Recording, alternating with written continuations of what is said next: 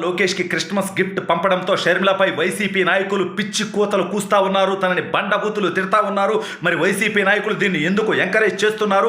అసలు ఇంతకీ షర్మిలాని ఇంత నీచంగా ఎందుకు వైసీపీ వాళ్ళు మాట్లాడుతున్నారు? షర్మిల ఇప్పుడు ఎటువంటి స్టెప్ తీసుకోబోతా ఉంది? మరి దీనికి వైసీపీ అధిష్టానం నుంచి ఆమోద ముద్ర ఉన్నదా? అసలు ఏమంటున్నారు షర్మిలాని అనేది వీడియోలో మీకు వివరించబోయే ముందుగా ఎప్పటి వరకు మన ఛానల్ సబ్స్క్రైబ్ చేయని వాళ్ళు ఖచ్చితంగా సబ్స్క్రైబ్ చేయండి. మరో 10 మందితో చేయించండి. ఇక విషయానికి వస్తే వైఎస్ షర్మిల ఇటీవల కాలంలో తన అన్న తనకు అన్యాయం చేశాడని రాజకీయంగానూ అదేవిధంగా తనకు రావాల్సినటువంటి ఆస్తిలో వాటా కూడా ఇవ్వలేదని చెప్పి నేరుగా మీడియా ముఖంగానే మాట్లాడడం జరిగింది. అయితే సడన్గా క్రిస్మస్ సందర్భంగా లోకేష్ గారికి క్రిస్మస్ గిఫ్ట్ పంపించడంతో లోకేష్ గారు ఆవిడకి థ్యాంక్స్ చెబుతూ పోస్ట్ పెట్టడం జరిగింది. దీని తర్వాత ఒక్కసారిగా రాష్ట్రంలో దుమారం రేగిపోయింది. అయితే వైసీపీ వాళ్ళు ఎంతకన్నా తెగబడతారు, ఎంత నిజానికన్నా దిగజారుతారు అంటానికి మరొక ఉదాహరణ ఏకంగా వైఎస్ షర్మిల, జగన్మోహన్ రెడ్డి గారి సొంత సోదరి, రక్తం పంచుకు పుట్టినటువంటి సోదరి, రాజశేఖర రెడ్డి గారికి అత్యంత ఇష్టమైనటువంటి కుమార్తె. ఆ కుమార్తె అయినటువంటి షర్మిల గారిని ఉద్దేశించి నీచంగా తన క్యారెక్టర్ను కూడా మాట్లాడుతూ తను చెల్లి కాదు శూర్పణఖ అంటూ చివరికి ఎక్కడో చెన్నైలో బతికేటువంటి భూత భాగవత పంచాంగం ఉన్నటువంటి శ్రీరెడ్డి అనేటువంటి ఒక బి గ్రేడ్ సి గ్రేడ్, ఇక ఇంత తన గురించి ఏం మాట్లాడతాం శ్రీరెడ్డి గురించి? సరే కులదేవత అని వాళ్ళు అనుకుంటున్నారు, అది వేరే విషయం.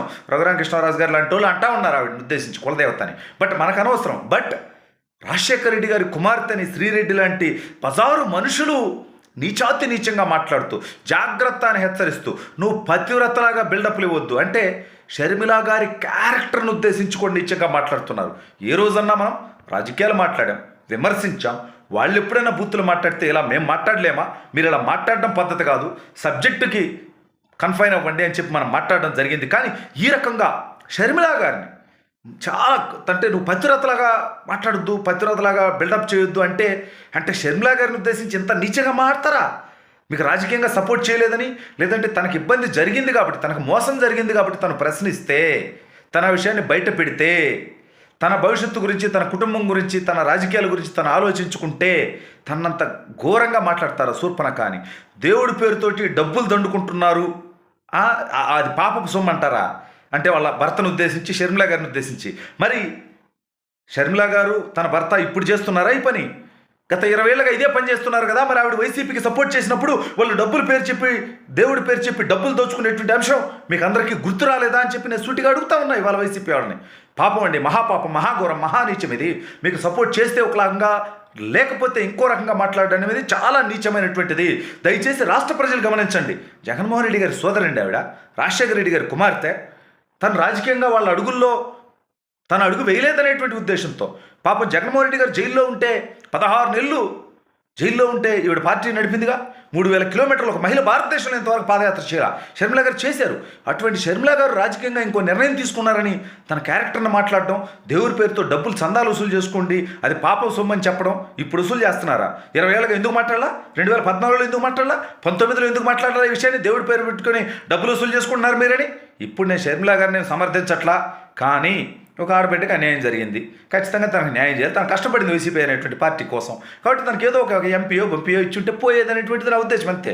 పైగా ఆస్తిలో వాటా అనేది ఎక్కడడం కరెక్ట్ కాదనేది నా ఉద్దేశం. సరే వాళ్ళ కుటుంబ సమస్యది విషయం, బట్ ఆవిడ బయటకు వచ్చి చెప్పింది కాబట్టి ఒక సామాన్య ప్రజలుగా మనందరం కూడా స్పందిస్తాం వీటి మీద.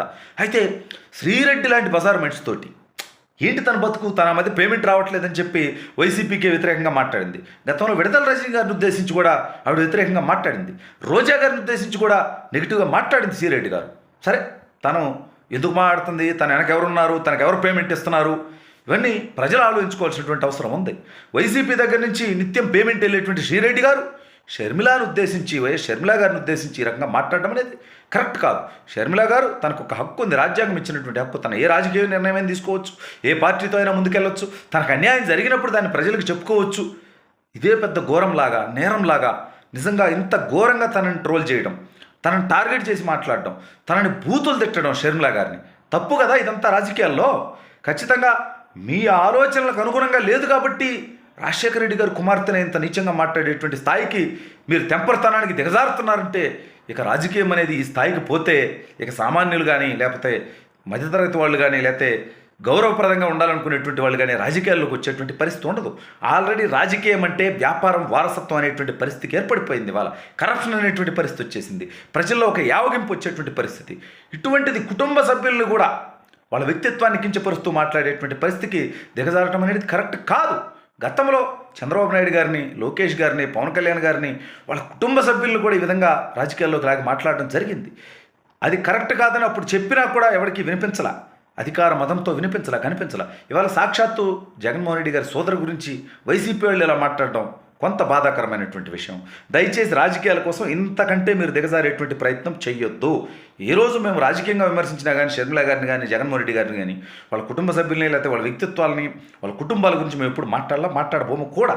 దయచేసి ఇటువంటి సంస్కృతికి జగన్మోహన్ రెడ్డి గారు చరమగీతం పాడాలి. ఆయనే వాళ్ళ పార్టీ వాళ్ళకి ఒక స్ట్రిక్ట్ వార్నింగ్ ఇవ్వాలి, ఇక్కడి నుంచి ఇలాంటివి జరగొద్దు అని.